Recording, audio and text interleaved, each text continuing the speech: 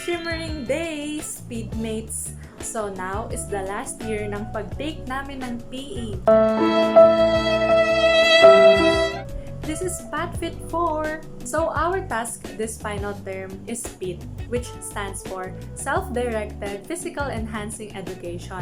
In here, kami na mismo yung in charge sa pagpili ng activity namin, pag-plan sa goals namin, and sa schedules when kami mag-exercise and pag-evaluate sa progress namin. So dito, mayroong ultimate goal, which is your SMART goal na gusto mong ma-achieve within the span of 6 weeks. Meron ding weekly goal, kung saan ito yung parang mga small steps kung paano mo maa-achieve yung ultimate goal mo. For 6 weeks, we are filling out our speed form para matrack yung mga exercise namin and yung progress namin if nami-meet ba namin ito. So, ang napili kong physical activities ay sports, outdoor activities, home-based workouts, and dance. So later, makikita ninyo ano yung mga ginawa ko particularly. Ang ultimate goal 1 ko is to walk for 4 km without rest. Number 2, to be able to dance for 6 minutes of high-intensity interval training. Lastly, to perform a 4-minute stair exercise workout. Ano, ready ka na ba to witness at malaman if na-achieve ko ang mga ito? This is Asia Manankil. Welcome to A Week in My Life Speed Edition. Ano, tara? For my week 1 activities, as you can see, I played badminton with my friends. Nag-singles kami, nag-doubles din kami, and we walked sa SCC 3rd floor. For the next day, I performed a Latin dance workout. And I brisk walk. Day 3 comes, it's time for outdoor walking with my mother right there. Also played badminton with my brother and mas magaling siya sa akin. At dahil mainit na sa labas, mag-brisk walk at home na lang tayo and mag-dance workout.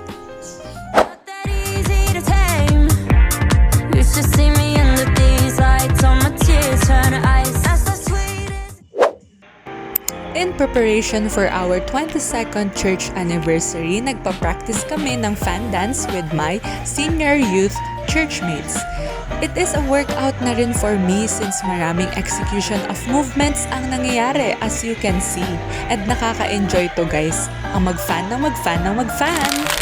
This is Speed Week 2. Hi everyone! Firstly, on my day 1, I did a cardio aerobics dance workout.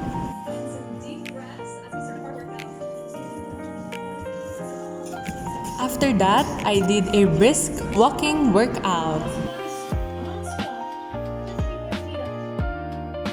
Next, stair step-ups exercise. Day 2, outdoor walking with my mother sa plaza. Siya talaga yung ka-holding hands ko, guys. After walking, dancing naman ngayon.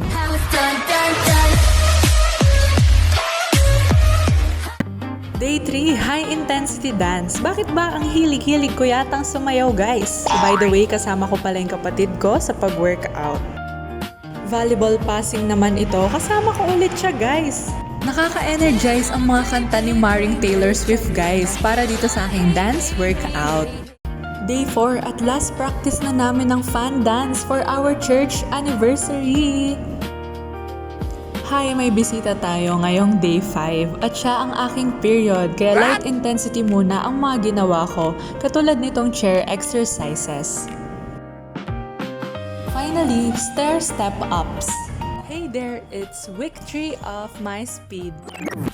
Day 1, I played with a rain. Next, volleyball drills with Trisha and on my own lang. Badminton doubles naman with friends. And walking sa SCC as always. Tried something new, the lateral jogs. Day 2, high intensity dance workout. After that, cha-cha dance naman, one of my fave genre. After that, proceed tayo sa brisk walking.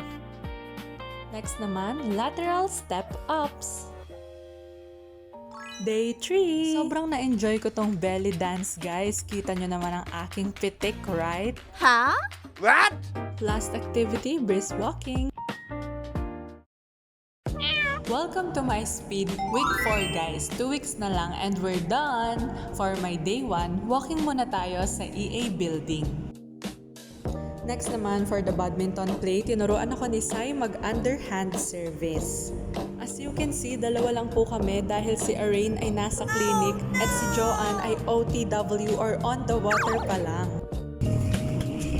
Dito na pala at time na for the basketball drills. After that, Samba dance workout tayo, guys, dahil nakakamiss itong sayawin ng PE3 namin. At syempre, hindi mawawala ang high-intensity dance for 4 minutes. Lastly, stair exercises, backward kicks. Hi everyone!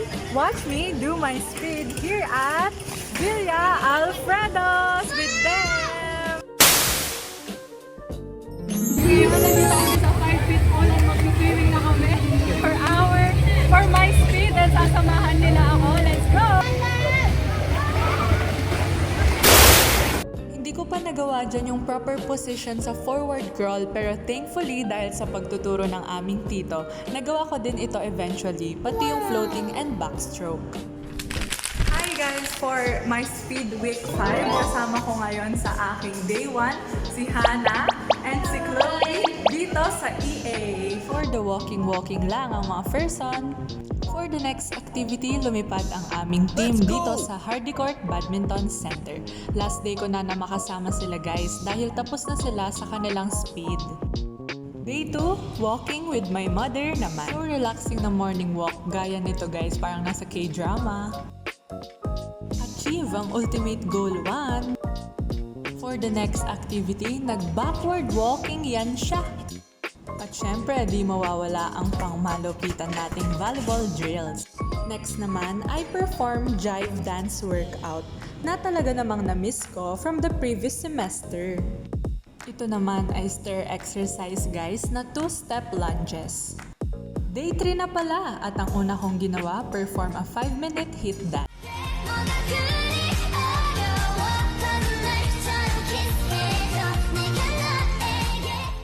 Pala ang pogi kong kapatid na sinamahan ako mag-basketball drills.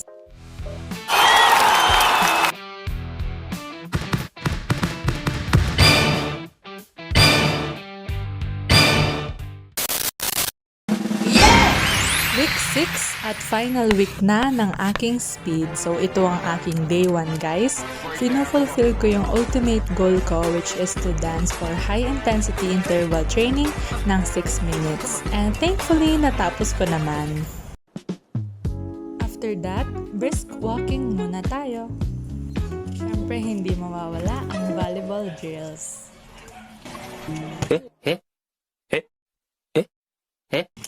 Samahan pa yata.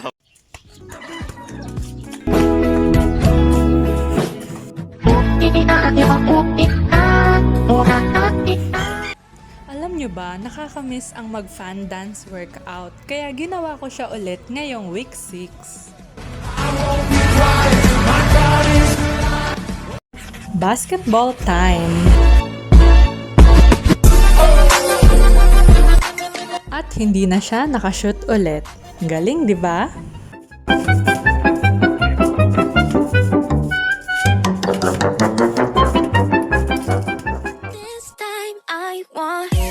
For the feel naman ang pagiging K-pop idol. Talaga ba? I also fulfilled yung ultimate goal 3 ko, which is to perform 4-minute stair exercises. Kinumbine ko lahat ng types of exercise na nagawa ko this past few weeks at parang lumaki ang calf muscles ko. So hey guys, welcome to my last day of speed week 6, day 3. So dahil wala ang mga speed buddies ko at tapos na sila sa kanilang speed, kasama ko ngayon sa pag-walk ang aking kapatid na Pogi. Sigma boy, Sigma boy, Sigma boy. Weh. I can't believe na hindi ko lang na-fulfill ang ultimate goal 1 ko. Na-exceed ko pa ito dahil umabot ang distance ko ng 5.05 kilometer. volleyball drills again. Last activity, dance workout.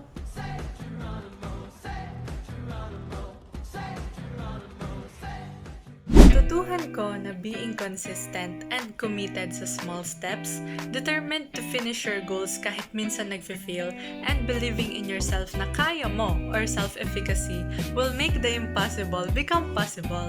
Akala ko talaga hindi ko kakayanin, pero thankfully, I finished them all and nag-go beyond pa ako sa ultimate goal 1 ko. Thankful rin ako sa PE instructor namin, classmates, friends ko, churchmates, at syempre my family sa pag-support sa akin in this journey. Sana nag-enjoy rin kayo guys na maging part ng speed ko kahit minsan ata nakakaabala na ako sa inyo. As a psychology major na nag-take ng speed, ako mismo ang naka-experience ng benefits ng physical exercise such as boosted energy, enhanced mood, mental, emotional well-being. A shining, shimmering day once again. Do something today that your future self will thank you for. Bye!